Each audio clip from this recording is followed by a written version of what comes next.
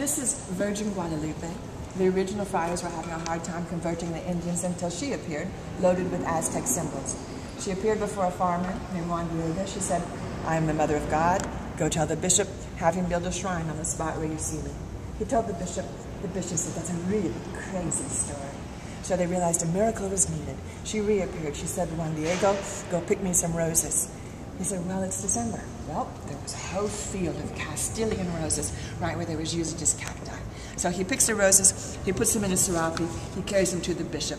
When the roses fall out of the serape, imprinted on it is this image, the needed miracle. He did build a shrine on that spot, just happened to be the spot of an old Aztec temple of the worship of the earth goddess. Today it is a very important basilica of Virgin Guadalupe in Mexico City. People crawl there on their knees. Okay, she's loaded with Aztec symbols.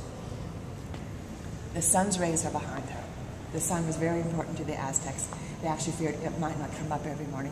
You know how the sun moves throughout the year? They thought it might totally slip away, and that is why they gave him sacrifice to bring it back.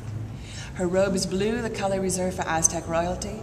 It's covered with the stars. They worship the stars and the planets. She's standing on a crescent moon to stomp out the night so the sun can come up in the morning. And most crucial, she's dark complected. They could relate to her. She's important not only religiously but politically. She was on the banners they carried in the revolution. She made them win those revolutions. So you'll quite often see the Mexican flag right next to her. And there's another saint in here. We're not going in because there's people praying. But it's on the right. It's behind glass now. It's San Charbel. San Charbel is Lebanese. He's known for his healing miracles. Yeah. His healing miracles. Say you have, say you want to ask him for something. So you write on a colored satin ribbon, "Cure me of cancer." Say he answers your prayers, you write on a white satin ribbon, "Your thank you." Thank you.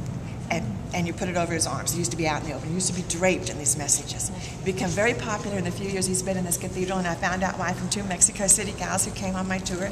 They said Carlos Slim, the richest man in the world, he's worth $64 billion. He owns the Mexican telephone company. A few years ago, he bought 49% of the shares of the New York Times. His parents are Lebanese. Yeah. He brought that statue here. So the Mexicans said this, Carlos Slim's praying to him, and look what he's got.